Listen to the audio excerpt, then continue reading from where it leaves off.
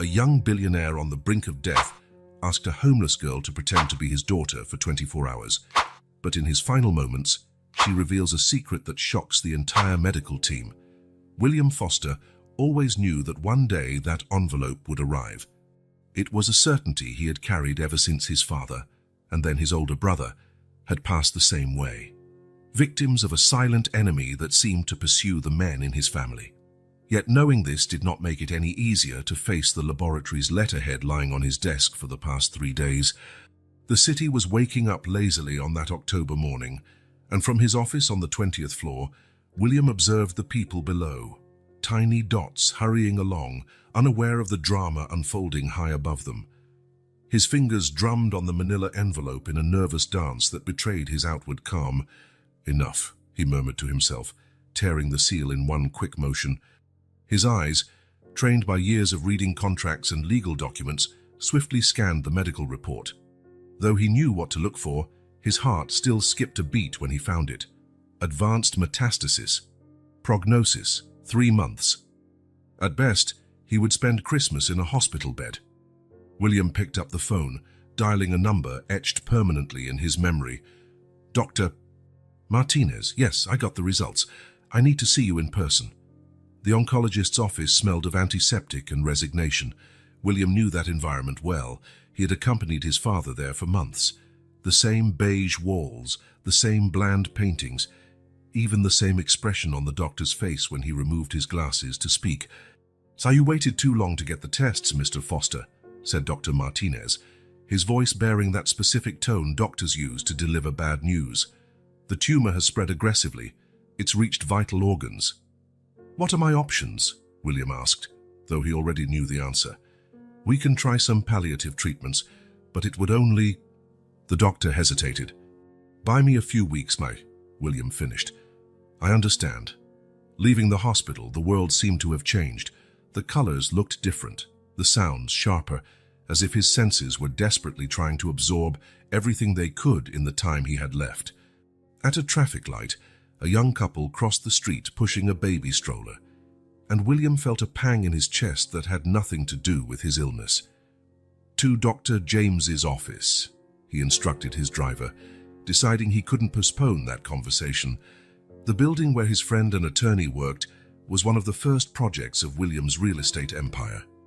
As the elevator climbed, he reflected on how much time he had devoted to constructing buildings, forgetting to build something far more important: a family. James was on the phone when William walked in, but one look at his friend's face was enough for him to quickly end the call. "Will." "What a nice surprise," he smiled, though his smile faltered when he noticed the somber expression of his visitor. "What happened?"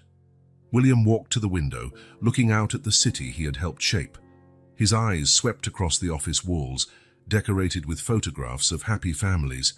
James specialized in family law, an irony that did not go unnoticed. "I need you to organize some things for me," he began, choosing his words carefully. "Legal matters that have to be resolved in the next 3 months. James frowned, processing the information. 3 months? Why that specific time frame?" "Because it's all the time I have left," William replied, his voice calmer than he had expected.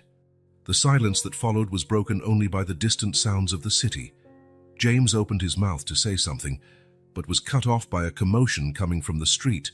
Both approached the window, watching as 2 security guards tried to chase away a ragged-looking girl from the building's entrance. William watched the scene with growing interest. The girl could be no more than 12, and there was something about her face and framed by dark, disheveled hair that struck him as strangely familiar. Even after being driven away, she didn't leave. She simply sat on a nearby bench, hugging her knees to her chest. "Does she come here often?" he asked, without taking his eyes off the lonely figure below. "For a few weeks," James replied, clearly unsettled by the change of subject. We need to talk about your tests, about what we can do." "You know what's funny?" William interrupted him, an idea starting to form in his mind. "I've spent my entire life building places for other people to live, raise families, live their lives. And I never stopped to build that for myself." His eyes remained fixed on the girl below, who had now taken a tattered book out of her backpack and was reading, oblivious to the looks of passers-by. Something in that scene, her solitude echoing his own, awakened in William a feeling he hadn't experienced in a long time. Purpose. Maybe, he said more to himself than to James, there's still time to do something that really matters. James approached his friend, placing a hand on his shoulder. Will, you're not thinking straight. We need to focus on your treatment, on your options. My options? William laughed without humor. Did you hear what I said? 3 months, James. There are no options to consider. Their discussion was interrupted by James's secretary, who came in with a folder of documents.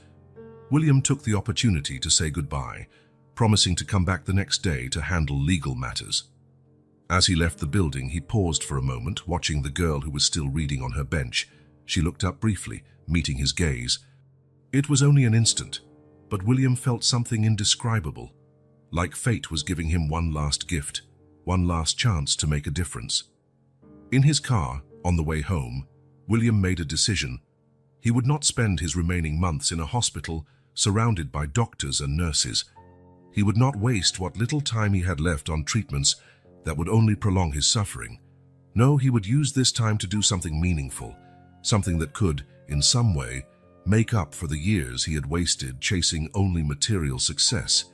He grabbed his phone and typed a message to James. Tomorrow, when I come back, I have a different proposal to discuss. Something that will change everything. He put the phone away and leaned back in his seat, closing his eyes. For the first time since he had opened that envelope, William Foster smiled. Maybe the end wasn't really an end. Maybe it was just the beginning of something much greater. For 3 days, William observed the girl. From his office window, he saw how she always arrived around 9 in the morning, carrying a worn-out backpack that seemed to contain all her belongings. Sometimes she read a battered book. Other times, she simply watched people pass by, as though studying their patterns and routines. The security guards had given up chasing her away. The girl never caused trouble, never begged for money. She merely occupied her small spot on the bench in front of the building. William noticed that she always wore the same jacket, far too thin for the fall turning into winter, and that her dark hair desperately needed a cut and a comb. On the morning of the 4th day, rain was falling mercilessly on the city. From his office high above, William searched for her in her usual spot, but the bench was empty. Then he saw her, huddled in the entryway of a closed shop across the street, trying to shield herself from the cold droplets. Something inside him broke. "Cancel all my appointments for today," he instructed his secretary over the intercom. "All of them?" William grabbed his umbrella and went down. In the elevator, his reflection in the mirrored wall made him pause for a moment. His impeccable suit, the expensive watch on his wrist, all the symbols of a life devoted to amassing wealth. And what good had it done? The rain was heavier when he stepped out of the building. He crossed the street with determined strides, approaching the girl who now hugged her knees, shivering with cold. "Hey," he called gently, shielding her with his umbrella. She looked up, startled. Up close, William noticed her deep brown eyes, distrustful but intelligent. There was something familiar in them that tightened his chest. "No need to be afraid," he said, staying back just enough not to frighten her further. "It's too cold to stay out here. How about a hot chocolate?" The girl remained silent, studying him with that penetrating look that seemed to see right through his successful businessman facade. "There's a cafe right on the corner." William pointed to a cozy establishment across the street. "We can sit by the window where everyone can see us. What do you say?" For a moment he thought she would refuse, but then her stomach growled audibly, and a slight blush tinged her pale cheeks. "Why?" she finally asked, her voice firmer than he expected. William considered lying, making up some story about charity or kindness, but something in those eyes demanded honesty. "Because I'm dying," he answered simply, "and because you remind me of someone I knew a long time ago." The girl blinked, surprised by his candor. Slowly, she got up, still keeping a safe distance. "I'm William," he introduced himself, starting to walk toward the cafe. To his relief, she followed. The cafe was warm and inviting, smelling of cinnamon and freshly brewed coffee. William chose a table by the window, fully visible to the passers-by. The girl sat so that she could see both him and the door, a habit that spoke volumes about her life on the streets. "What would you like?" he asked, handing her the menu. She hesitated, her eyes scanning the prices before muttering, "Just hot chocolate." "And a sandwich," William signaled to the waitress. "Actually, bring 2 sandwiches and a side of fries, and hot chocolate for both of us." As they waited, the silence between them was punctuated only by the sound of rain on the window and the soft murmurs of the cafe. "Emily," she said suddenly. "Sorry." "My name, it's Emily." William felt something stir in his chest, not the pain he was getting used to, but something else. Hope, perhaps. "Emily," he repeated, savoring the name. "I have a proposal for you, Emily. And I promise it's going to sound completely crazy." She tilted her head, intrigued, as the waitress arrived with their food. William waited until Emily took her first bite of the sandwich, which she tried, unsuccessfully, to eat slowly and politely before continuing. "How would you like to be my daughter for a day?" Emily stopped chewing, her eyes wide. 24 hours, William continued quickly. "You'd have a room all to yourself, warm clothes, 3 decent meals, and then, if you want to leave, I won't stop you. You can even keep the clothes and anything else you need." "Why me?" Emily asked, her voice barely above a whisper. William looked out the window, watching the rain that kept falling. "Because I'm alone. Because I have a house that's too big and too little time, and because when I look at you, I see a chance to do something right before the end."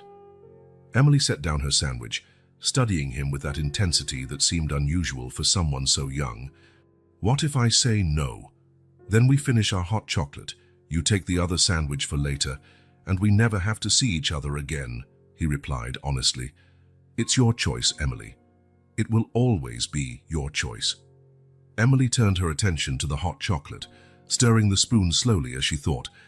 The rain continued tapping against the glass, creating fleeting patterns she seemed to follow with her eyes. "A whole day?" she finally asked. "And then I can leave?" 24 hours, William confirmed. "And yes, you'll have total freedom to go afterward." Emily bit her lip, a gesture that made her look even younger. "Why should I trust you?" William took out his wallet and removed a business card, placing it on the table. "This is James Thompson, my attorney. You can call him right now if you want. He'll confirm who I am." The girl picked up the card, studying it carefully before putting it into the pocket of her tattered coat. Her fingers drummed on the table for a few seconds, a rare display of nervousness. "Is there heating?" she asked suddenly. "In the house, yes, in every room. And can I take a hot shower?" William felt his heart constrict. "As many hot showers as you want." Emily looked out the window once more, watching the rain now coming down harder. A distant rumble of thunder seemed to relax her shoulders, as if nature itself had made the decision for her. "Okay," she said softly, turning to face him again. "But if you try anything—" "You have my card and James's," William interrupted gently. "And I promise your safety will be my priority." Emily nodded, finishing her hot chocolate in one last gulp. William noticed she discreetly wrapped the second sandwich in a napkin and stowed it in her backpack, a habit of someone who had learned never to waste food. When they left the cafe, the rain had eased to a light drizzle.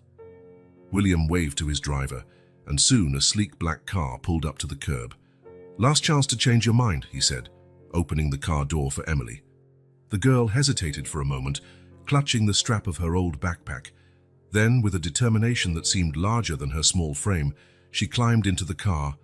William followed, noticing how she sat as close as possible to the door, keeping an easy escape route. "Home, Robert," he instructed the driver. As the car glided through the city's wet streets, William watched Emily's reflection in the tinted window. Her face held a mixture of fear and hope, the same expression he was trying to hide. 24 hours. That was all he had promised, all she had agreed to. But as the car approached his house, William could not shake the feeling that those next 24 hours would change their lives forever. William's apartment occupied the top 2 floors of one of the city's most exclusive buildings. When the private elevator opened directly into the living room, Emily stood on the threshold, her eyes scanning the place with a blend of awe and distrust. "You can come in," William said softly. This will be your home for the next 24 hours. Emily took a hesitant step forward, her muddy sneakers leaving marks on the Italian marble floor. She noticed and stepped back, but William waved it off. Don't worry about that. Would you like to see your room first? She nodded, still clinging to her backpack as though it were a shield. William guided her down a corridor adorned with abstract paintings that probably cost more than a car. Here, he opened a door, revealing a suite larger than any space Emily had ever called her own. The bathroom is in there. There's hot water, clean towels, and, well, everything you need. Emily entered the room slowly, as if expecting it to disappear at any moment. Her fingers lightly touched the soft bedspread on the king-size bed, and William noticed a tremble in her lips. I'll arrange for some clothes, he said, trying to give her a moment of privacy. How about a hot shower in the meantime? Can I lock the door? Emily asked, her voice almost a whisper. All the doors have locks, William confirmed. And you have complete privacy. I'll be in the living room when you're done. The moment the door closed, William heard the click of the lock. He smiled sadly. That sound spoke volumes about the life Emily had led so far. In his office, he made a few quick calls. The first was to a department store that offered home delivery, the second to his favorite restaurant. When he returned to the living room, he could hear the sound of the shower running. 15 minutes passed, then 30. After 45 minutes, William began to worry, but resisted the urge to knock. Emily needed this moment. Nearly an hour later, the bedroom door opened. Emily emerged wrapped in a white robe that was too big for her, her dark hair still dripping. Her face was flushed from the hot water, and for the first time, William could see how pale her skin was beneath the layers of street grime. Feel better? He asked gently.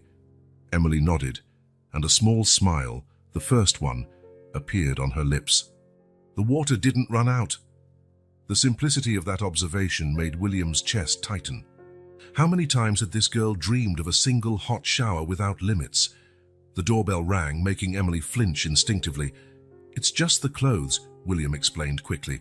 I ordered a few things for you to choose from. Dinner should be here soon, too. A courteous saleswoman entered, pushing a rack with various clothing options. Emily watched in astonishment as the woman arranged everything in her room. Outfits, shoes, even pajamas. You can pick whatever you like, William said when the saleswoman left. Everything there is yours. Emily touched a blue cashmere sweater, as if it were made of gold. All of it, he confirmed. I'll let you get dressed. When you're ready, we can have dinner. In the living room, William watched the city lights come on as night fell. The sound of soft footsteps made him turn around. Emily stood there, wearing new jeans and the blue cashmere sweater she'd admired. She had combed her hair, which now fell in dark waves around her shoulders. It's perfect, he smiled. Dinner arrived soon after. A selection of dishes William thought a child might enjoy. Pasta, grilled chicken, potatoes, buttered vegetables. Emily sat at the formal dining table looking tiny in the tall-backed chair. Eat as much as you want, William said, noting how she eyed the abundance of food. And any way you like. Emily needed no further encouragement. She began to eat with a hunger she tried, unsuccessfully, to hide behind polite gestures. William pretended not to notice when she discreetly stashed a piece of bread in the sleeve of her new cashmere sweater. Tomorrow, he said casually, pouring himself some water, I thought we might go buy a few more things. You'll need a warmer coat for winter. Emily's fork stopped mid-air. But our deal was just for today. And it still is, William assured her. But the clothes are yours no matter what you decide tomorrow. Emily lowered her gaze to her plate, now half-eaten. Why are you doing all this? William considered his response for a moment. Because when I was your age, I promised myself that if I ever had the means, I would help someone the way people helped me. Emily looked up, surprised. You went through hard times too. More than I like to remember, William replied, pushing his plate aside. I lost my parents very young. If it hadn't been for a few good people who crossed my path, he let the sentence trail off, lost in memories. What happened after that? Emily asked, her curiosity overcoming her shyness. I studied hard. Worked even harder. Built all this. He gestured around the apartment. But you know something. Sometimes a hot meal and a safe place to sleep are worth more than all these expensive paintings. Emily nodded, understanding. Her gaze wandered around the luxurious living room until it stopped on the grand piano by the window. Do you play? She asked. William smiled. I used to. It's been a while. He stood up and walked to the instrument. Want to hear? Emily followed, sitting on the edge of the piano bench as William took his seat. His fingers touched the keys softly, and the first notes of Fur Elise filled the air. My mum, Emily began, then stopped, biting her lip. William kept playing, giving her space to continue or not. She used to hum this song, Emily finished quietly, her voice almost a whisper. William noticed how her eyelids were growing heavy, the day's exhaustion finally catching up. I think it's bedtime, he said gently, closing the piano lid. Emily didn't protest when he led her back to the bedroom. She paused at the door, hand on the doorknob. William? Yes? Thank you. For all of this. Good night, Emily, he smiled. Sleep well. Later, in his own room, William could hear the silence of the apartment that, for the first time in years, didn't feel empty. He picked up his phone and typed a message to James. Remember when you asked what I plan to do with the time I have left? I think I finally found the answer. He placed the phone on the bedside table and closed his eyes. The pain in his chest, a constant presence in recent days, seemed a little less important now. In the room across the hall, a girl who trusted no one had locked her door and, for the first time in a long while, would sleep in a warm, safe bed. Sometimes, William thought before drifting off, 24 hours can be enough to change two lives. William woke to the smell of coffee. For a moment, he was disoriented. He hadn't woken up to that aroma in years, not since his housekeeper had retired. Then he remembered Emily. He found her in the kitchen, on her tiptoes, trying to reach the shelf with the cups. She wore the same jeans as the day before, but had swapped the sweater for a simple t-shirt. Good morning, he said, causing her to startle. Sorry, I didn't mean to scare you. I just thought I'd make some coffee, Emily replied, stepping back from the shelf. But I shouldn't have touched your things. It's no problem. William grabbed 2 cups and set them on the counter. Actually, I was thinking of having breakfast out today. I know a great bakery nearby. Emily hesitated, looking at the coffee maker she had already turned on. William noticed her concern. But since you already made coffee, it'd be a shame not to drink it, he added, sitting down at the counter. Then we can go out afterward. The coffee was too strong, but William drank it without comment. Emily remained standing, sipping from her cup and watching him with that keen gaze that had become her trademark. The 24 hours, she began, end exactly when? Technically at 2 in the afternoon, William said, checking his watch. But like I said, you can stay longer if you want, or leave earlier. Emily nodded, processing the information. And where are we going? I thought we'd buy a few things you'll need. A decent coat for starters. William paused, feeling the familiar twinge in his chest. He ignored it. Then maybe we can grab some ice cream. Emily's face lit up for an instant before returning to its cautious expression. But William had noticed that brief moment of childlike happiness she tried to hide. Outside, Emily walked half a step behind William, her eyes alert to every movement around them. The shopping center was only a couple of blocks away, but she seemed nervous about going inside. Too loud? William asked, noticing her hesitation. Too many people, she muttered. We could go to a smaller store, he suggested. There's one near here that... A new, sharper pang made him stop mid-sentence. Emily noticed immediately. Are you okay? I just need to sit for a minute, William said, finding a nearby bench. The world tilted slightly when he sat down. Emily stood awkwardly by his side, shifting her weight from one foot to the other, clearly torn between concern and her instinct to keep her distance. Finally, she sat beside him. Is this why you're dying? She asked in a low voice. Yes, William replied, taking a deep breath as the pain subsided. But don't worry, I still have some time. How much? Enough to make sure you have a warm coat for winter, he smiled, rising slowly. Shall we? The store they chose was small and cozy, Emily tried on several coats until she found a navy blue one that looked like it was made just for her. When she looked in the mirror, a genuine smile broke free. "How you look like a real student now," William commented. Emily's smile faded. "I used to go to school before. I liked math." William absorbed that information carefully. It was the first time she had mentioned anything about her past voluntarily. "Ice cream?" he suggested, deciding not to press further. At the ice cream parlor, Emily chose double chocolate while William opted for vanilla. They sat at a table in the back, away from the hustle and bustle. "You never finished telling me," she said suddenly, "about how other people helped you when you were young." William watched his ice cream melt slowly. It wasn't easy. "But I got lucky. A teacher noticed I was good with numbers, got me a scholarship. Then I landed an internship that changed my life." "What about your parents?" "They died in an accident when I was 13. William paused, surprised by how long it had been since he talked about it. "Do you know why I'm telling you this?" Emily shook her head. "Because sometimes life is hard, but it doesn't have to be lonely." Emily stirred her ice cream, nearly melted by now. "Did you feel lonely after they died?" "Very," William admitted. "It was like the whole world moved on, except me." "I know how that feels," Emily muttered so softly that William almost didn't hear. Before he could respond, a fresh wave of pain hit him, more intense than before. He tried to hide it, but his hands shook, dropping his spoon. "Do you need a doctor?" Emily asked, alarmed. "No, it'll pass." He took a deep breath. "I just need a minute."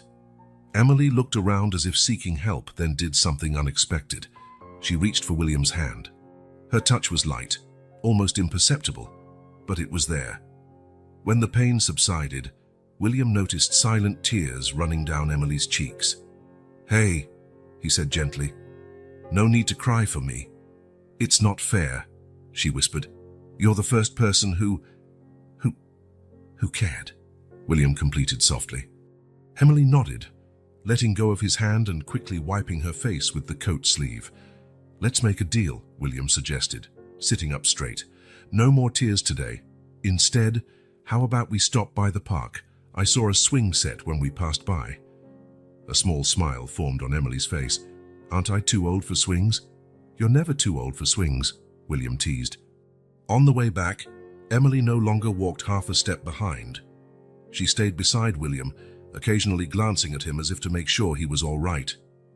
When they reached the park, she actually laughed for the first time, a sound so pure and unexpected that William briefly forgot his pain.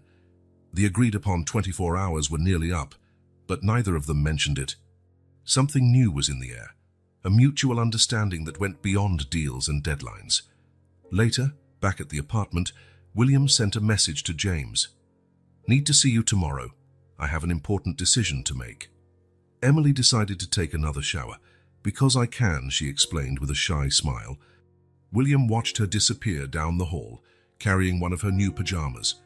The sound of running water soon filled the apartment, accompanied by a soft melody. Emily was humming.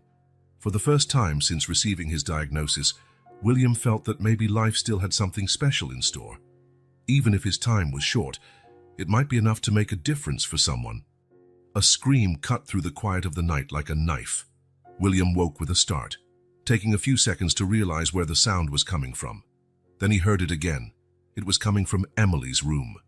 He rushed down the hall, ignoring the pain the sudden movement caused. The door was locked. "Emily!" he called, knocking softly. "Emily, are you all right?" There was no answer, only muffled sobs. William rested his forehead against the door, feeling helpless. "Emily, it's me, William. You're having a nightmare. You're safe here." The crying subsided a bit. After a few moments that felt like forever, William heard the lock click. He opened the door slowly. Emily was curled up on the corner of the bed, hugging her knees. Her face was streaked with tears, her hair tangled from restless sleep. "May I come in?" William asked softly. She nodded, still trembling. William sat on the edge of the bed, keeping some distance. "Do you want to talk about it?" Emily shook her head no, then paused as if changing her mind. "It was about the orphanage," she whispered. William waited, letting her continue in her own time. Sometimes, she went on, her voice so low he had to lean in to hear, when the kids cried at night, they would lock us in the dark basement. The anger William felt was so intense, he had to breathe deeply to control it. How long did they keep you there? In the basement or the orphanage? She asked. Both. Emily picked at a loose thread on the blanket, winding it around her finger. In the basement, the longest was a whole night. In the orphanage, she hesitated. For as long as I can remember, but I ran away 6 months ago. And before the orphanage? William asked gently. Emily's face closed off. I don't want to talk about that. That's okay, he assured her. How about some hot chocolate? She nodded, following him to the kitchen like a small shadow. William prepared 2 mugs while Emily sat at the counter, her bare feet swinging without reaching the floor. You know, William began while the milk heated, when I was a kid after my parents died, I had nightmares too. What did you do? I learned to play piano, he smiled, pouring the chocolate. Music helped push the fears away. Emily blew on her drink, thinking, my mom, and she used to sing to me. It was the second time she'd mentioned her mother. William noticed how her eyes grew distant when she spoke of her. What songs did she sing? I don't really remember, Emily answered too quickly. It was a long time ago. William sensed the lie but didn't comment. Instead, he picked up his mug and walked over to the piano. Emily followed after a moment's hesitation. Want to learn a simple tune, he offered. Emily sat beside him on the bench, setting her mug on the piano. William showed her how to position her fingers, teaching her the basic notes of Ode to Joy. While she tried to repeat the sequence, William noticed a small scar on her wrist, partially hidden by the pajama sleeve. Emily realized he was looking and quickly pulled the sleeve down. It was an accident, she muttered. Emily, William said softly, you know you can trust me, right? She stopped playing, her hands trembling slightly above the keys. You're going to die, she said abruptly, just like everyone else. The harshness of that truth, stated so simply, hit William like a punch. Yes, he admitted, but not right now. Not today. Promise. I promise. William played a few soft notes, and I also promise that, for as long as I'm here, I'll do my best to protect you. Emily looked at him, her eyes glistening with tears she refused to let fall. Why? Because sometimes people come into our lives exactly when we need them, William replied. I needed to find you as much as you needed to find me. Emily pondered his words, her fingers idly pressing random keys on the piano. At the orphanage, she began hesitantly, there was a lady who sometimes brought us cookies. She was the only nice person there. What happened to her? She stopped coming. Like everyone else, Emily shrugged, trying to appear indifferent, but William could see the hurt in her eyes. That's why I ran away. I got tired of people leaving. William felt the weight of those words. He would leave too, sooner than he wanted. But maybe he could do something different before that. Emily, he said gently, can I ask you something about your mother? She tensed immediately. I don't want to talk about her. All right, William relented. But if you ever do want to, I'll be here to listen. Emily yawned, the adrenaline from the nightmare wearing off. William noticed the dark circles under her eyes. Think you can go back to sleep? She bit her lip, clearly uneasy. What if the nightmare comes back? How about leaving a light on? I can play the piano softly until you fall asleep. Emily considered the offer. Could you play that piece from yesterday, the one my mum... She stopped, realizing she had revealed more than intended. For Elise, William smiled kindly. Of course. Back in her room, Emily tucked herself under the covers while William turned on the bedside lamp. The gentle notes of the piano drifted down the hall, creating a bubble of peace in the otherwise tumultuous night. Later, after making sure Emily was sound asleep, William returned to his own room. He picked up his phone and sent another message to James. I need you to look into an orphanage, and also I need more information on a woman named Anne. I'll explain tomorrow. Lying in bed, William could feel the familiar pain in his chest, but something stronger now, purpose. Maybe he couldn't change his fate, but he still had time to change Emily's. In the silence of the night, their shared secrets hovered like musical notes left hanging, waiting for the right moment to be revealed. Emily woke up late the next morning, the sun already high. William had left a note in the kitchen. "I went to take care of some things. Be back soon. There are pancakes in the oven." After breakfast, she began exploring the apartment more thoroughly. In William's office, a bookshelf packed with books caught her attention.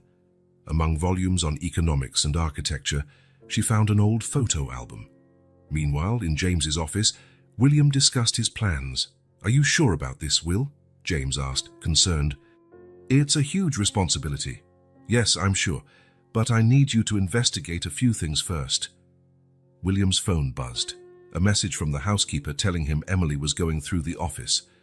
He wrapped up the conversation with James and headed home. He found Emily sitting on the office couch, an old photo album in her lap.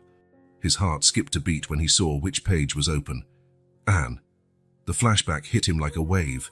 6 years earlier. "It can't be that bad," William laughed, trying to make Anne taste the risotto he had prepared. "You burned the rice, Will," she protested, her brown eyes gleaming with amusement. "How does someone burn rice?" He pulled her closer, kissing her neck. "We can order Chinese." Again, she pretended to protest, but was already reaching for the phone. The afternoon sun came through the kitchen window, lighting up her dark hair with reddish highlights. William grabbed the camera. He always kept one handy back then. "Smile," he said. Anne turned, that smile he loved so much brightening her face. Click. It would be their last photo together. Present. "I'm sorry," Emily's voice brought him back. "I shouldn't have been snooping." "It's all right," William approached, sitting beside her. His eyes studied Emily's face, and, for the first time, he noticed the shape of her eyes, how her hair fell. How had he not seen it before? "Who is she?" Emily asked, looking at the photo. William picked up the picture carefully. "Someone who was very important to me." "What happened to her?" "She left," he answered simply, watching Emily's reaction. "Sometimes people have their reasons." Emily kept staring at the photo, apparently unaware that William was scrutinizing her. But he noticed small details, the slight tilt of her head, exactly like Anne. The way she furrowed her brow when concentrating. A sharp pain in his chest caught him off guard. William leaned on the couch arm, trying to mask it. "Are you okay?" Emily asked, worried.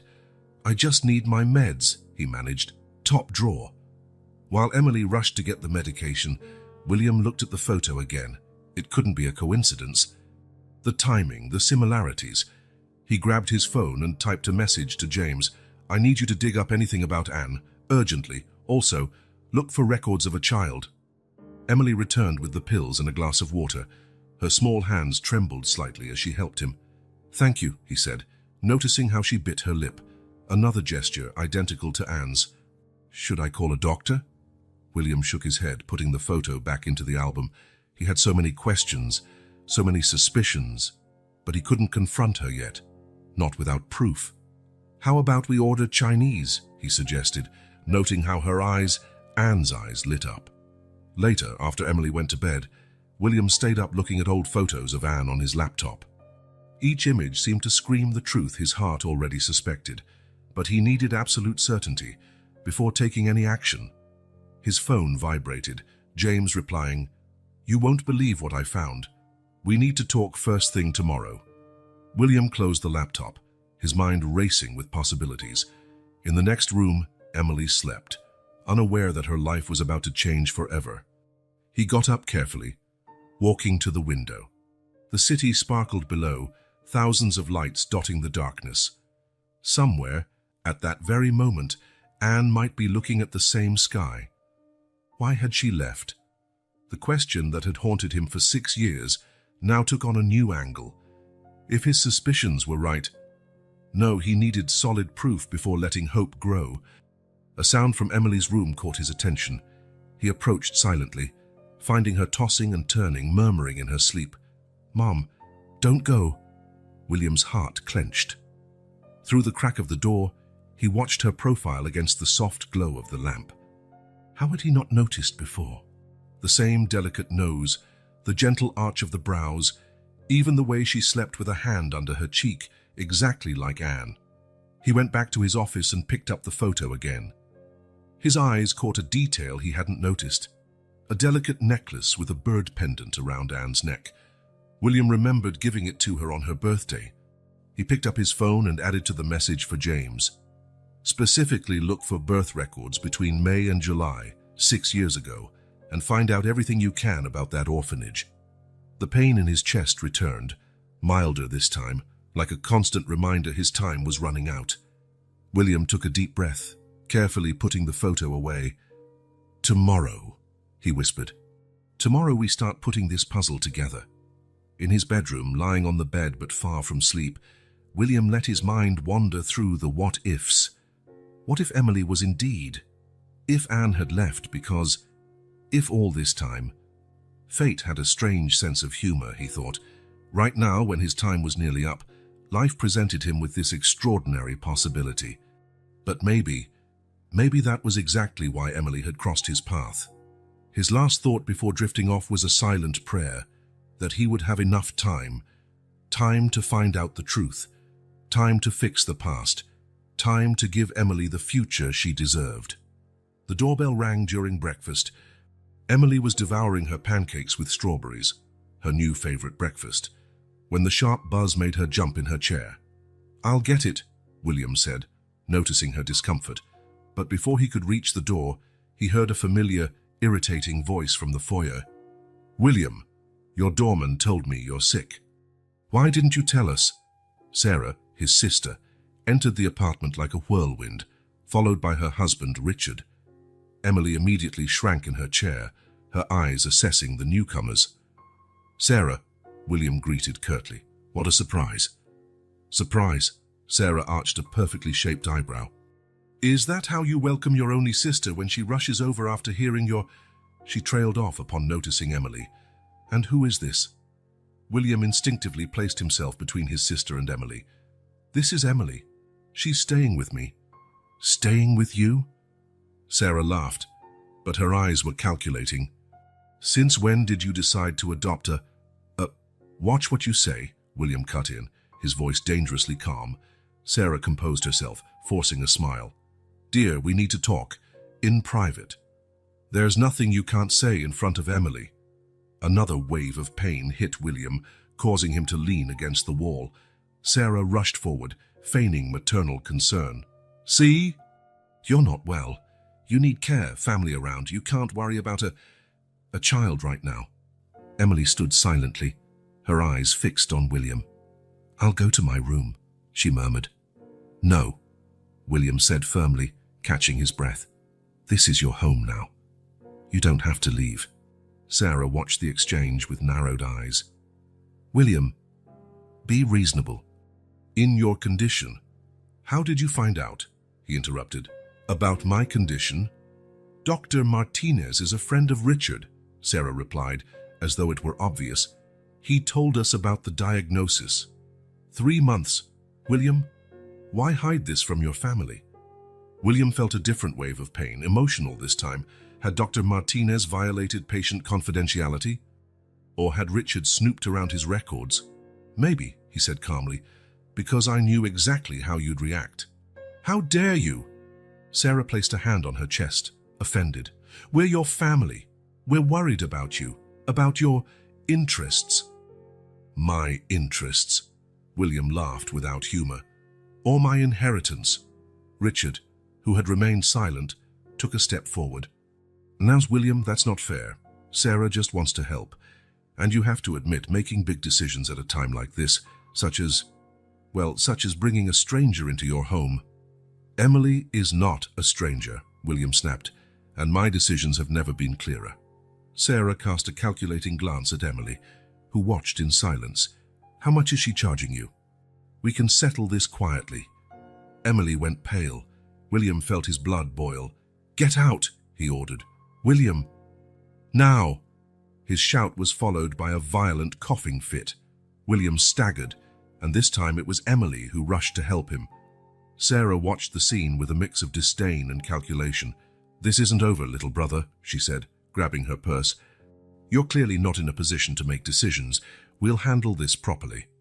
After Sarah and Richard left, a heavy silence filled the apartment. William was still coughing, supported by Emily, who guided him to the couch. "Your meds," she said, running to fetch them. When she returned, William noticed her hands trembling slightly. "Emily," he called gently, "come here." She perched on the edge of the couch, tense. "I don't want to cause trouble." "You're not causing any trouble," William reassured her. "They are the—" Another wave of coughing cut him off.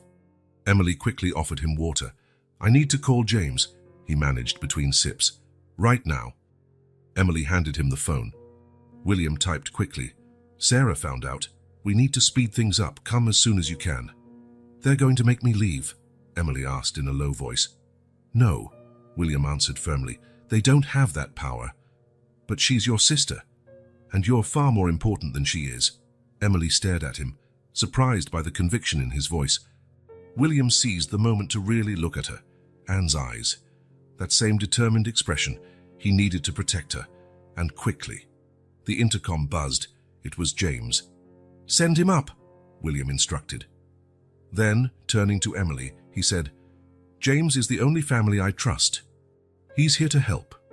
While they waited, Emily moved a bit closer on the couch, a subtle but telling gesture of the trust she was choosing to place in him.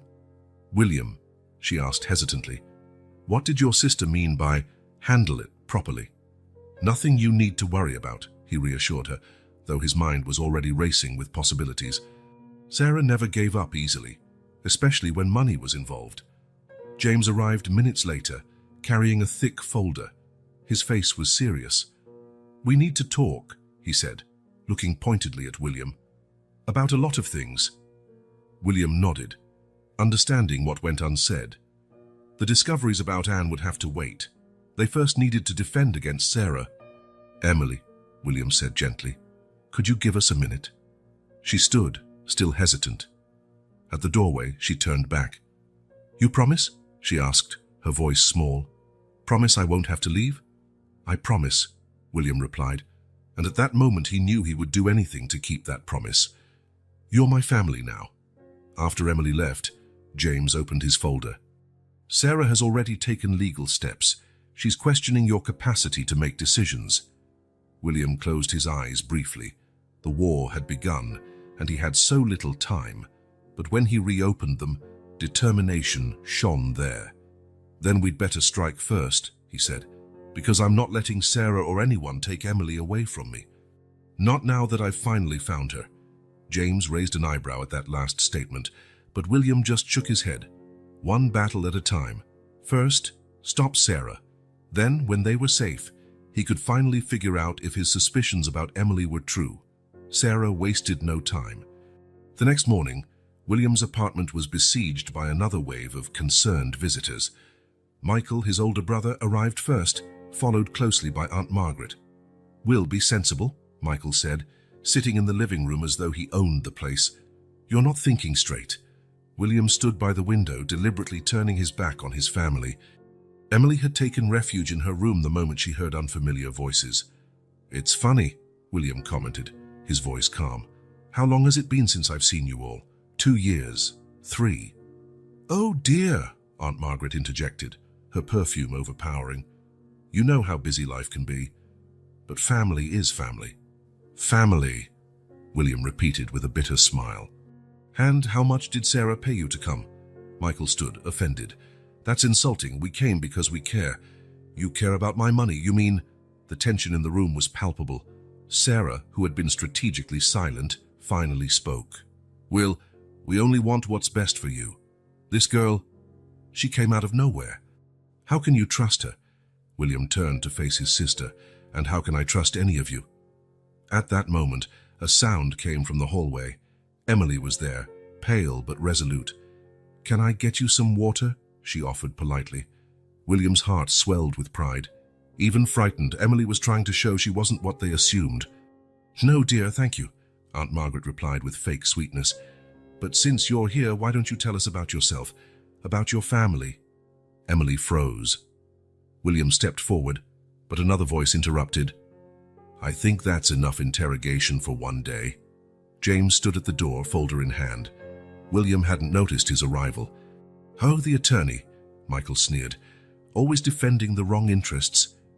"The only interests I defend are my clients," James replied calmly, placing his folder on the table. "And since you're all here, you can see this." He pulled out some documents. "This is a court order preventing any interference in William's personal affairs.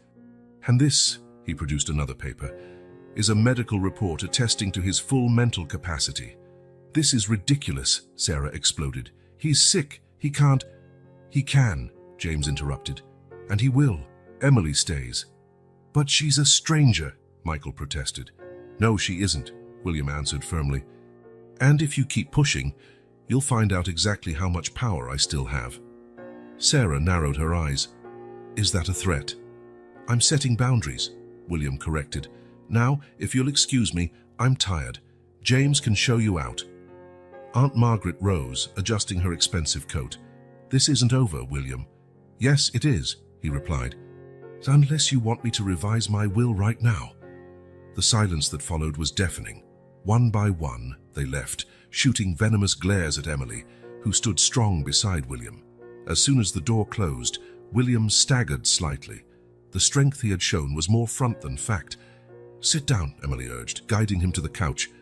The determination on her face reminded him so much of Anne that it hurt for more reasons than his illness.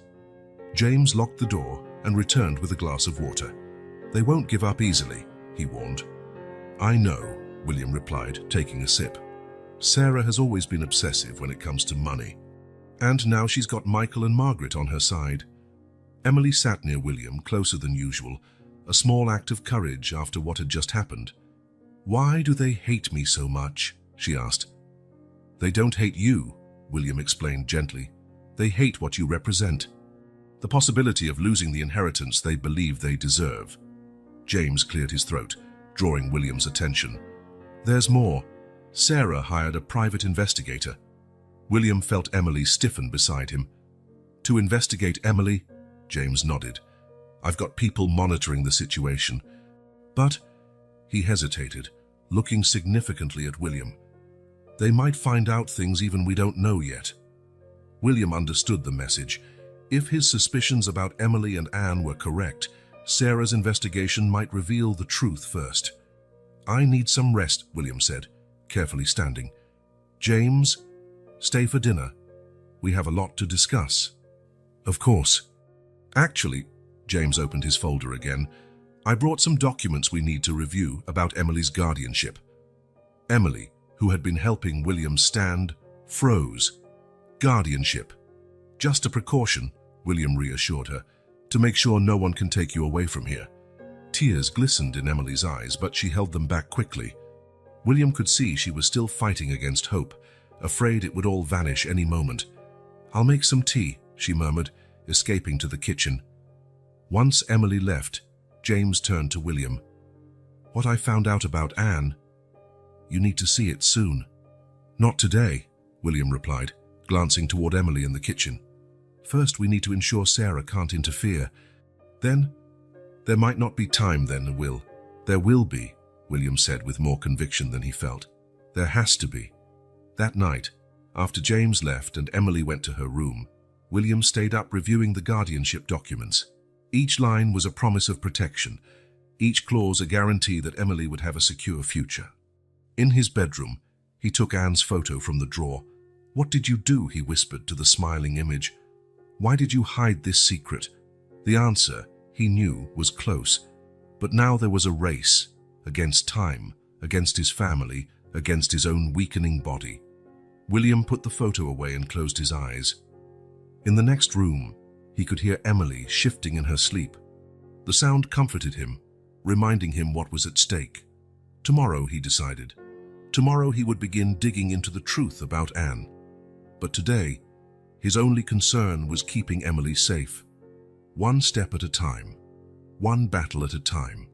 James arrived at the apartment early the next day, carrying an even thicker folder. Emily was at school, a decision William had made right after securing her provisional guardianship, and the apartment was quiet.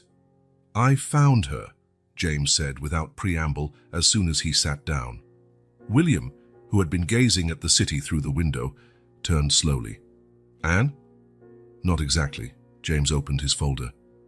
I found her records. William, she passed away 2 years ago. The world seemed to stop. William leaned against the wall, his legs weakening. How? Cancer, James replied softly. The same type you have now. William closed his eyes. The same cancer. The same genetic curse that had taken his father, his brother, and now... There's more, James went on, hesitantly. In her final months, she tried to contact you. What? William opened his eyes, shocked. What do you mean? James pulled some papers from the folder, letters, all returned. Apparently, Sarah intercepted them. Sarah? The anger in his voice was palpable. My own sister. She claimed she was protecting you, James explained, though his tone made clear his opinion on that. But Will, there's something even more important. He slid a document across the table, a birth certificate. Emily Ann Foster, William read aloud, his heart nearly stopping. Date of birth 9 months after Anne left. She was pregnant when she left, James confirmed. And there's more. The address of the orphanage where Emily stayed. It's the same place Anne spent her final days.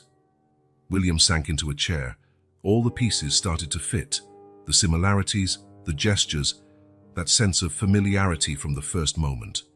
Why didn't she tell me? He whispered. Maybe this will explain, James said, handing him a yellowed envelope. It's her last letter. Sarah didn't manage to intercept this one. With trembling hands, William opened the envelope. Anne's handwriting, though weaker than before, was still unmistakable. My dear Will, by the time you read this, I will probably be gone.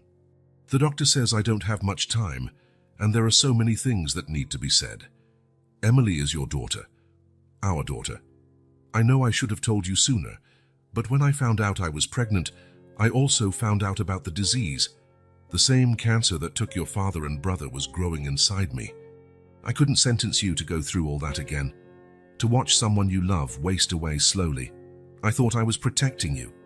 What a fool I was. Emily is extraordinary. Will. She has your eyes, your determination, and she inherited the best of both of us. I tried to find you when I learned my time was nearly over, but my letters kept coming back. Now I know why. Please, if there's still time, find our girl. Give her the love I couldn't. The letter ended abruptly. William realized his own tears were staining the paper.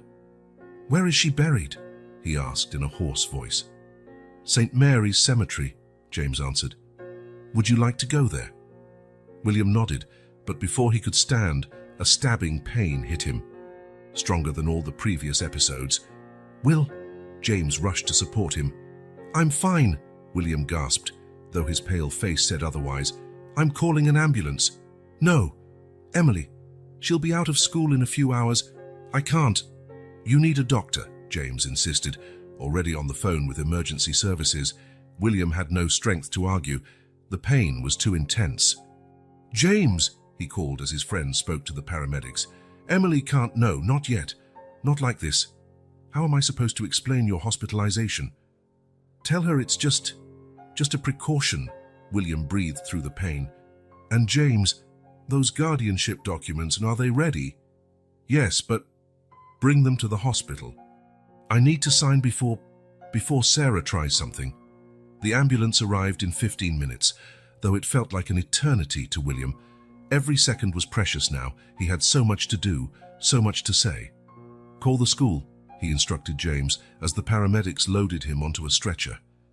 Tell them I'll pick Emily up later. Will, promise me, James. She can't come home to find no one there. James nodded, grabbing the documents about Anne and placing them in his briefcase. In the chaos, a small envelope fell to the floor, a photo of baby Emily in Anne's arms. Keep that, William said, his voice weak. It's not time yet. At the hospital, the doctors moved quickly. The pain subsided somewhat with medication, but from Dr. Martinez's expression, William could see how serious it was. We need to run more tests, the doctor said. The tumor might be... How long? William interrupted. Dr. Martinez hesitated. It's hard to say. How long? If we continue aggressive treatment, maybe a few weeks. But a few weeks will be enough. William closed his eyes. I just need time to do what has to be done. James walked in as soon as the doctor left. Emily is with my wife. I told her you had to travel on business and she'd stay with us for a few days. Did she believe it? No, James replied sadly. She's too smart for that. But she accepted it for now. William tried to sit up, but James gently stopped him. The documents, he said. I need to sign them now. While signing the papers that would guarantee Emily's future, William thought about Anne, about how she had faced the same battle alone, trying to protect him. Now it was his turn to protect what she loved most. James, he said when he finished signing, promise me you'll take care of her, that you'll tell her about Anne and about me when the time's right. You'll tell her yourself, James insisted, but his voice betrayed his uncertainty. William smiled weakly. You've always been a terrible liar, James. He closed his eyes, exhausted. Just don't let her think she was abandoned. Not by Anne, not by me. James stored the documents, now definitive and irrevocable. Out in the corridor, he could hear raised voices. Sarah had probably already learned of William's hospitalization. I'll keep Sarah away, James promised. Get some rest. But William was already slipping into a fitful sleep, haunted by images of Anne blending with Emily's face. Mother and daughter, so alike, so precious, and he, like Anne before him, racing against time to protect those he loved. In his pocket, James carried the photo that had fallen, the first and last image of Anne with her daughter. Soon, that photo would tell a story that would forever change Emily's life. But for now it was just another secret, waiting for the right moment to be revealed. Emily was nobody's fool. She knew something was wrong the moment James's wife showed up at school to pick her up. The story about William's business trip was obviously a lie. He could barely stand the day before. I want to see William, she said as soon as she got into Claire's car. Emily, honey, he's in the hospital, right? Claire sighed, looking at the girl in the rear-view mirror. How did you know? He promised not to lie to me, Emily responded simply. Please, take me there. Claire hesitated, but something in Emily's determination made her change course. At the hospital, they found James in the corridor arguing quietly with Sarah. You have no right, Sarah was saying. I'm his sister, and I have his power of attorney, James shot back. Then he saw Emily and went pale. Emily, Claire, Where is he? Emily asked, ignoring the adults trying to stop her. This isn't the time, Sarah began, but Emily cut her off. I'm not talking to you. James couldn't help a small smile. Room 305, he said, ignoring Sarah's furious glare. But Emily... He's weak. Emily was already heading down the hallway, her small-eyed, determined steps echoing on the sterile floor. She stopped at the door, her heart clenching at the sight of William hooked up to several machines. Hey, he smiled faintly when he saw her. Aren't you supposed to be in school? Don't lie to me, she pleaded, coming closer to the bed. Ever? William nodded slowly. I'm sorry. I just wanted to protect you. Like she tried to protect you. William froze. What are you talking about? Emily pulled something out of her pocket, the photo of Anne that had fallen from James's folder. I found this on the floor of the apartment. Her voice trembled. She's my mother, isn't she? For a long moment, only the beeping machines broke the silence. William studied Emily's face, so much like Anne that now it seemed impossible he hadn't seen it before. Yes, he finally answered. Anne was your mother. Emily sat on the edge of the bed, her small hands clutching the photo. Why did she abandon me? She didn't abandon you, William replied softly. She was sick. Like me. The same disease? William nodded. Emily took in the information quietly, tears streaming down her cheeks. Did she try to find me? She asked at last. Every single day, another voice answered from the door. It was James, holding the folder of letters. She wrote to William tirelessly in her final months. But I never got the letters, William said, giving James a meaningful look. Sarah, Emily guessed. It wasn't a question. James stepped forward, placing the folder on the bedside table. There's something you need to see, he said gently. With trembling hands, Emily opened the folder. Inside were dozens of letters, all in the same delicate handwriting. She began reading the first one, her voice breaking. "My dear Emily, 5:24. Today you turned 5. I wonder how you must be. If you still have my eyes like when you were a baby. If you inherited your father's smile." William held Emily's hand as she read. James discreetly left the room, closing the door to give them privacy. "She loved me," Emily whispered, hugging the letters. "All this time, I thought." "She loved you more than anything," William affirmed. "So much that she did the same thing I tried to do. She wanted to protect you from the pain of watching someone you love go." Emily lifted her tear-streaked eyes. "How was she? Please tell me." William smiled, shifting in bed with effort. "She was incredible, stubborn, like you. She loved hot chocolate with a dash of cinnamon, had a laugh that could light up any room, and—" He paused, reminiscing. "And she played piano. For Elise was her favorite. The song you played for me," Emily realized, finally understanding. "Yes. When I first saw you, something about you reminded me so much of her, but I couldn't pinpoint what. But I'm like you too," she said softly. William felt tears in his own eyes. "Yes, you are." Voices rose in the corridor again. Sarah was arguing with someone. "She's not going to separate us, is she?" Emily asked, alarmed. "No," William promised, squeezing her hand. "James already took care of everything. You're safe now, forever." Emily leaned her head on William's shoulder, still clutching Anne's letters. "Tell me more about her, please." And there, in the hospital room, between the sounds of machines and distant voices, William began to tell their story. He spoke of how he met Anne, of her dreams, her hopes. He spoke until his voice was hoarse, until Emily fell asleep, her head resting lightly on his shoulder. James found them like that an hour later, Emily asleep, still holding her mother's letters, and William watching her sleep with a serene smile despite his pain.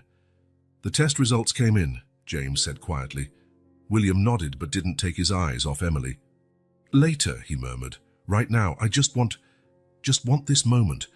And in that instant, as he watched his daughter sleep, William felt a peace he hadn't known in years.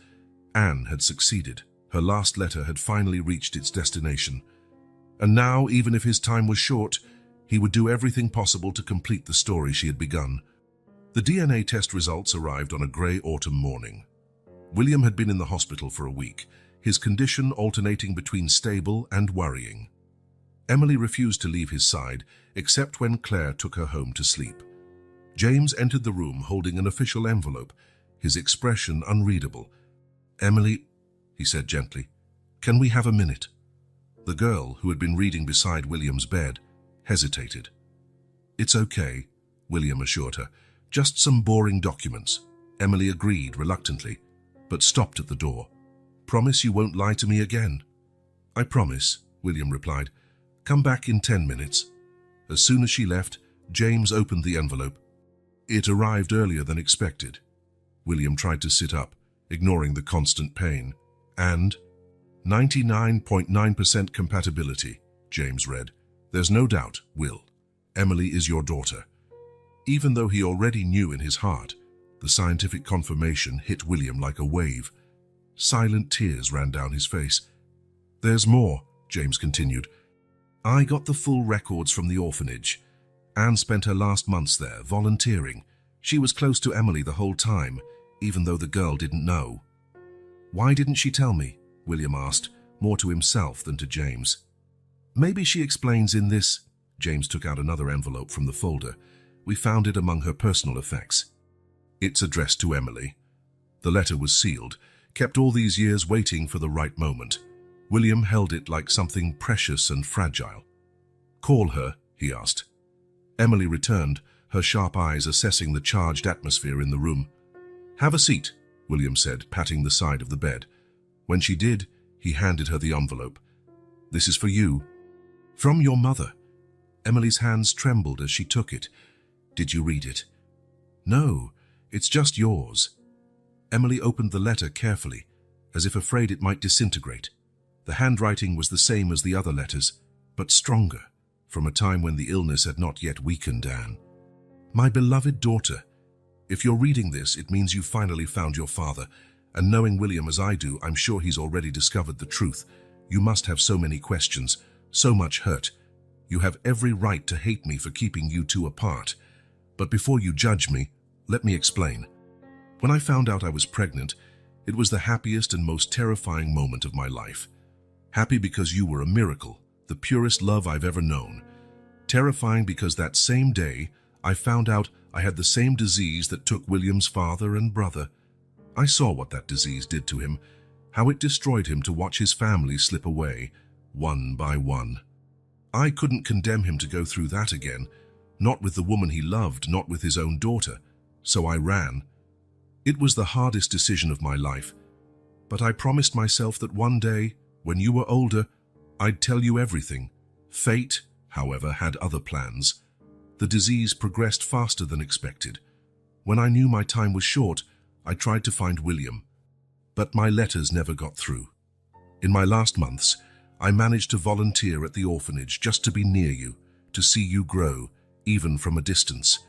You had no idea who I was, but each of your smiles, every little achievement, lit up my days. Emily, my little warrior, I hope one day you can forgive me. And William. He is the most incredible man I've ever known. Give him a chance. You both deserve each other. With eternal love, your mother, Anne. Emily let the letter fall onto her lap, tears streaming freely down her face. William reached out, and she clung to his hand as if it were her lifeline. She was there, Emily whispered. All that time in the orphanage, she was there. Do you remember her? William asked gently. Emily closed her eyes, searching her memory. There was a volunteer. She always brought me books. She'd sit in the garden reading. She used to hum Für Elise while organizing the library. William squeezed her hand, feeling his own tears fall. James quietly slipped out, leaving father and daughter alone. The DNA test came back, William said after a moment. But I think we already knew, right? Emily nodded, a small smile appearing through her tears. Ever since that picture in your office, you have her same smile. She paused. Our smile. William pulled Emily closer, hugging her with all the strength his condition allowed. She nestled against his chest, still clutching Anne's letter. I'm sorry, he murmured into her hair. I'm sorry I wasn't there sooner. It wasn't your fault, Emily responded, just like it wasn't hers. At that moment, they heard raised voices again in the hallway. Sarah must have heard about the test results. She can't do anything now, can she? Emily asked, tensing up. No, William assured her. You're my daughter. Legally, officially, in every way that matters. Emily relaxed. Dad, she said for the first time, testing the word. William's heart swelled. Yes, daughter. Can we visit Mom when you get better? William swallowed the lump in his throat. They both knew getting better was becoming less likely, but neither was ready to face that truth. Of course, he said, and we can bring flowers, white roses, her favorites. Emily smiled through her tears. How did you know they're my favorites too? Because you're just like her. William pressed a kiss to her forehead. And just like me. The best parts of us both. Outside the room, James was keeping Sarah at bay, showing her the documents proving William's paternity and Emily's permanent guardianship. But inside those four walls, father and daughter had their own world, united not only by DNA but by something far stronger. The love Anne always knew would exist between them. Somewhere, William was certain Anne was smiling. Dad? Emily called again, tasting the word once more. Tell me more about Mom. And so, as the afternoon light faded, William began sharing all the stories he'd held onto for years. Each memory was another bridge he built. Each of Emily's smiles was another promise fulfilled. The truth, finally revealed, was not an end, but a new beginning for them both. In a makeshift office next to the hospital room, James arranged a stack of documents while William signed them methodically. Emily was at school, a routine they insisted she keep, despite her reluctance to be away from her father. Are you certain about this? James asked. watching William sign yet another document. It's practically your entire fortune. What better purpose could it serve? William replied, his voice weaker than before. I want her to have everything Anne and I couldn't give her before.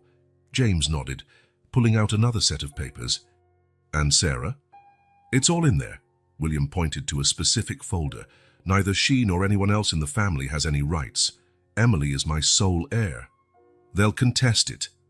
Let them, William said, smiling faintly. You're the best attorney I know, James. And now, as Emily's legal guardian, you'll have every power to protect her. James stopped shuffling papers, looking at his friend. I still can't get over it, Will. Being her guardian, it's a huge responsibility. And there's no one I trust more, William replied, leaning back on the pillows. You and Claire always wanted a daughter, and Emily needs a family when I... Don't finish that sentence, James interrupted. The doctors said the new treatment... James, William gently cut him off. We both know the truth. What matters now is ensuring Emily is protected.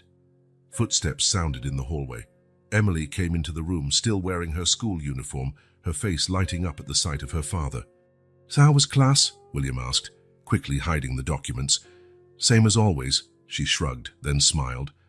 I got an A in math. Of course you did, William smiled proudly. You take after your dad. Emily blushed slightly, still adjusting to these shows of paternal pride.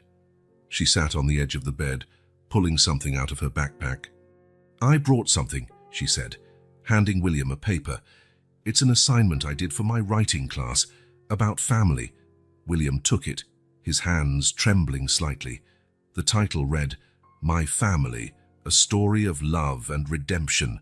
James discreetly stepped out, leaving them alone. As he read, silent tears slid down William's cheeks. Emily had written about Anna and about him, about how fate sometimes uses strange ways to bring people together. Is it good? She asked hesitantly. It's perfect, William replied, pulling her into a hug. Just like your mother, you have a gift with words. Emily nestled into his embrace, careful not to disturb the wires and tubes attached to him. Can I stay here tonight? William looked at James, who had returned to the doorway. His friend nodded discreetly. Of course, William said, but first, we need to talk about something important. Emily straightened, her expression turning serious. She'd learned to recognize that tone. James and Claire, William began gently, they've been really good to you, haven't they? Yes, she replied cautiously. They're nice. Emily, William held her hand. You know I'd do anything to stay with you forever. I know, she whispered, tears starting to form, but we have to be practical, just like your mother was. William took a deep breath. James and Claire will be your legal guardians. They'll take care of you, give you all the love and support you deserve. I don't want other parents, Emily declared, her voice wavering. You won't have other parents, William assured her. You already have parents, Anne and me. James and Claire will just be an extension of our family. Like Anne planned for me to be for you. Emily was silent for a long moment, processing. Can I still come see you every day? Every day, William promised, though both of them knew that promise carried a ticking clock.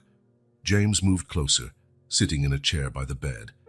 Emily, I want you to know we'll never try to replace your parents. We're just here to continue their love for you. Emily looked at James, then back at William. Can I think about it? Of course, William smiled. There's no rush. But there was, and they all knew it. Time was running out, just as it had for Anne. Later, after Emily had fallen asleep on the hospital sofa, William called James over. The school papers, he whispered so as not to wake her.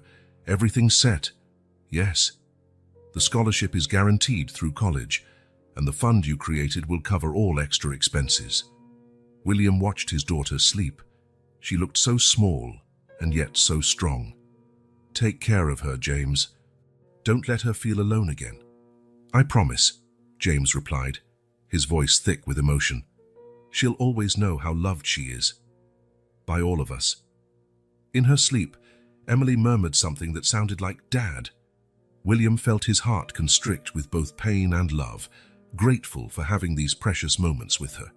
You know, he said quietly to James, Anne was right. Sometimes we have to let go to protect the ones we love, but she forgot one thing. What's that? That love finds its way back, always. On the couch, Emily smiled in her sleep, as if agreeing, and William knew then that he had done everything right. His daughter was protected, loved, and carried the best of both him and Anne. It was all he could wish for. Fall was nearly over when William's condition took a drastic turn for the worse. Golden leaves drifted past the hospital window, while inside, Emily refused to leave her father's side. "You need to go home and rest," William insisted, his voice weaker than before. "No," Emily said firmly, adjusting the blanket over his legs for the 10th time. "I promised I wouldn't leave you alone." William smiled faintly, recognizing in her the same stubbornness Anne had always displayed. The past few weeks had changed Emily. There was a maturity in her eyes that went beyond her 12 years. "At least go get something to eat," he pleaded. "James can stay with me in the meantime." As if on cue, James walked in, and Claire was right behind him, carrying a small basket. "We brought dinner," Claire announced in a cheerful tone, "including that chocolate cake you love, Emily." Emily looked at William, who nodded reassuringly. "Go ahead." 15 minutes. When Emily left with Claire, James took the chair beside the bed. "Did the doctors come by earlier?" "Yes," William replied, breathing more heavily. "They didn't have to say much, I know." "Will, it's okay, James," William interrupted softly. "I got what I needed. I had time to meet her, to love her, to make her understand she was never alone." James took an envelope from his jacket pocket. "I finished sorting out the last changes you requested. The college fund? Guaranteed. The apartment goes to her when she turns 18. Until then, Claire and I will manage it." William nodded, satisfied. "And Sarah?" "She hasn't been able to overturn any of your decisions. The judge was very clear. Emily is your sole heir, and Claire and I are her permanent legal guardians." A flicker of a smile passed over William's tired face. "You're a good friend, James. The best anyone could have." "Stop," James pleaded, his voice unsteady. "Don't talk like I'm saying goodbye," William finished gently. "But that's exactly what I'm doing. And I need you to promise me a few things." James took a deep breath, trying to control his emotions. "Whatever you want. First, take care of her. Not just practically, I know you and Claire will do that, but emotionally. Emily, she holds a lot inside, like Anne did. I promise." "Second," William continued, his voice getting weaker, "there's a letter in my office. In the false bottom of the second drawer. It's for Emily, for when she turns 18. James nodded, making a mental note. "And third," William paused to catch his breath, "take her to visit Anne regularly. She needs to know she has two parents who loved her more than anything." "I'll handle all of it," James promised, holding his friend's hand. Footsteps in the hallway signaled Emily and Claire's return. The girl entered holding a small slice of cake. "I brought you some," she said, setting the plate on the bedside table. "Just one bite." William smiled, but shook his head. "Save it for later. Right now, I just want you to sit with me." Emily carefully perched on the edge of the bed while James and Claire quietly left the room. For a moment, father and daughter simply watched the leaves falling outside. "You know what your mom loved most about fall?" William asked softly. "What?" "The sound of the leaves under your feet. She said each leaf told a different story." Emily smiled. "What story are these leaves telling?" "Ours," William answered, his gaze lost in memories. "The story of how a family can be lost and then found again, of how love survives time, distance, everything." "Dad?" Emily's voice trembled slightly. "Yes, sweetie." "I'm scared." William squeezed her hand, summoning the strength he needed for what he had to say. "I was scared once, too. When your mom left, I thought I'd never be happy again. But then you appeared, and I realized love doesn't end. It only changes shape." "How?" "I'll always be with you, Emily. Not like I am now, but in every big moment of your life. When you graduate, when you chase your dreams, whenever you need strength, I'll be there, along with your mom, watching over you." Tears rolled down Emily's cheeks. "Promise." "I promise," William whispered, fighting against the exhaustion consuming him. And will you promise me something? Anything. Be happy. That's all your mom and I ever wanted." Emily rested her head on her father's shoulder, as she had done every night lately. "Tell me more about Mom." And William did. He told her about the first time he met Anne, about how she always saved the last bite of chocolate for the ND, about her dream of becoming a writer. He talked until his voice gave out, until he felt Emily drift into a light sleep against his shoulder. "Thank you," he whispered to the universe, to Anne, to whoever had granted him these precious moments with his daughter, for everything. Night crept in. James and Claire stayed at the hospital, giving father and daughter their space while remaining close by. At some point, Emily fell into a deeper sleep, still holding her father's hand. William fought to keep his eyes open, taking in every detail of his daughter's face. It was astounding how much she resembled Anne when she slept, the same peaceful expression, the slight furrow of her brow. Around midnight, he felt the shift. It was as though something inside him knew it was time. "James," he called softly. His friend was by his side in a second. "Should I wake her?" "No," William replied, his voice barely a whisper. "Let her sleep. It's better this way." Claire approached too, silent tears on her face. "Take care of her," William asked, though he knew he didn't need to. "Tell her stories about us. About Anne, about me, about how we found each other at just the right time." "Always," Claire promised, holding his other hand. William glanced at Emily. "My girl," he murmured. "So strong, so brave, just like her mum." A soft smile appeared on his face as his eyes began to close. "Anne," he whispered, "you were right. Our daughter is perfect." The heart monitor next to the bed began to slow. James reached for the call button, but William gave a slight shake of his head. "It's all right," he said, his voice almost gone. "I'm ready." Emily stirred in her sleep, cuddling closer to her father, as if some part of her subconscious knew she needed this final moment. "Tell her," William breathed with difficulty, "that these last few months have been the best of my life." Claire gently draped a blanket over Emily, while James gripped William's hand. "And James," William called one last time, "the letter. Don't wait until she's 18. Give it to her whenever it feels right." With his remaining strength, William pressed a kiss to Emily's forehead. "I love you, my daughter," he whispered. The monitor turned into a single continuous tone, but in that quiet room, surrounded by those he loved, William Foster slipped away peacefully.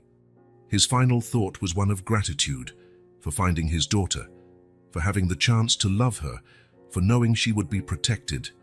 Outside, the last leaf of fall drifted from its branch, dancing through the night air before resting on the ground. As Anne had often said, every leaf tells a story. And William and Emily's story, though brief, was one of love, redemption, and second chances. Emily wouldn't wake until the next morning, but in her dreams, she smiled, perhaps dreaming of a place where her parents were together, where love never ended, where stories had happy endings, even if they came in a different way than we imagine. The cemetery was silent that winter morning. Snowflakes drifted gently, covering the graves with a pristine white blanket. Emily, wrapped in her navy blue coat, the one William had chosen for her, stood between two headstones. On the left, the newer one, its lettering still sharp, William Foster, beloved father. On the right, the older one, Anne Miller, beloved mother. James waited a few steps behind, giving her the space she needed. 6 months had passed since William's funeral. 6 months in which Emily had faced her grief with the same quiet determination she'd inherited from her parents. "Hi, Dad," she said softly, kneeling to place white roses on both graves. "I brought flowers for you and Mom. They're her favorites, remember?" The cold wind brushed her hair, like a gentle caress. Emily smiled through her tears. "I'm living with James and Claire now. They're good to me, just like you said they would be. Claire taught me how to make that hot chocolate with cinnamon Mom liked so much." She paused, adjusting the flowers. "School's okay. I joined the choir, and guess what? I'm learning piano. The teacher says I have a natural talent." She smiled again. "I guess I got that from both of you." James watched from a distance, his heart heavy. Emily came to the cemetery every week without fail, talking to her parents as if they could hear. And maybe they could. "It's time," he called gently when the snowfall grew heavier. Emily nodded, kissing her fingertips and touching each headstone before standing. On the way back to the car, she stopped suddenly. "James, I think I'm ready now." He knew exactly what she meant. The letter, the last message from William that he had guarded these 6 months, waiting for the right time, as he had promised. "Are you sure?" Emily nodded, tears in her eyes but determination in her voice. Back home, Claire was waiting with hot chocolate and cookies. The apartment where Emily now lived with James and Claire was smaller than William's but cozy and full of life. Photographs covered the walls, some old, salvaged from William and Anne's belongings, others new, capturing Emily's first hesitant smiles in her new home. James went to his office and returned with a slightly yellowed envelope. "Your dad wanted you to have this when you were ready," he said, handing it to Emily. With trembling hands, she opened it. William's handwriting was firm, different from the shaky lines of his final weeks in the hospital. "My dear Emily, if you're reading this, it means you found your path. I know it wasn't easy. I know there was pain, unanswered questions, maybe even anger. But I hope there was also love. A lot of love. When I met you on that rainy day, I thought I was giving shelter to someone in need. I never realized I was finding my reason for being. The continuation of the story Anne and I began. Your mother and I made mistakes. Out of fear, out of pride, out of thinking we were protecting each other. But love, true love, always finds its way back. Emily, you are the best of both of us. Anne's strength, her courage in the face of adversity. My stubbornness, yes, it's a virtue. My passion for building something lasting. Never forget, you were never alone. Even in your darkest moments at the orphanage, your mom was there, looking out for you in the only way she could. And now, even if we can't be with you physically, we're still right beside you, in every choice you make, in every dream you pursue. Live, my daughter. Live fully. Love intensely. Build your own story. And know that wherever we are, Anne and I are so very proud of the incredible young woman you are becoming. With eternal love, your father, William." Emily pressed the letter to her chest, silent tears streaming down her face. Claire sat beside her, wrapping her in a gentle hug. "He knew," Emily whispered. "Even before I showed up, he knew I'd need these words someday." James smiled, sitting on her other side. "Your dad was always like that. He saw farther ahead than most." Emily carefully folded the letter and put it back in the envelope. "I want to frame it," she decided, "along with a photo of the three of us." "3 of you?" Claire asked, puzzled. With a small smile, Emily pulled a crumpled photo from her pocket, the image of Anne holding a baby, with William by her side. It was a digital collage James had made, combining separate pictures to create the family that had never officially been together. "It's us," Emily explained. "Our family." A few days later, the framed photo and letter took pride of place on Emily's bedside table. It was the last thing she saw before sleeping, and the first thing she saw when she woke, a constant reminder that she was loved. The following spring, on Emily's birthday, James surprised her with a special gift, the keys to William's apartment. "You can't live there yet," he explained, "but you can visit whenever you want. It's your home too." Emily spent hours wandering through the rooms, touching objects her father had touched, sensing his presence everywhere.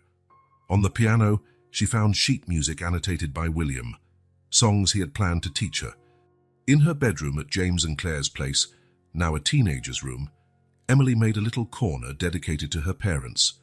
There, besides the photo and the letter, she kept small treasures: Anne's bird pendant, found among her possessions, William's favorite pen, the worn book Anne had once read to her at the orphanage, without Emily knowing she was her mother. At school, Emily excelled not just in math, like her father, but also in literature, her mother's passion.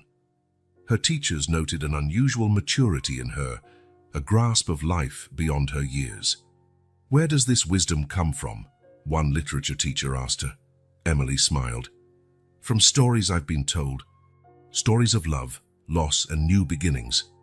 One sunny afternoon, 5 years after William's passing, Emily sat at the piano in the large, still empty apartment that would one day be hers.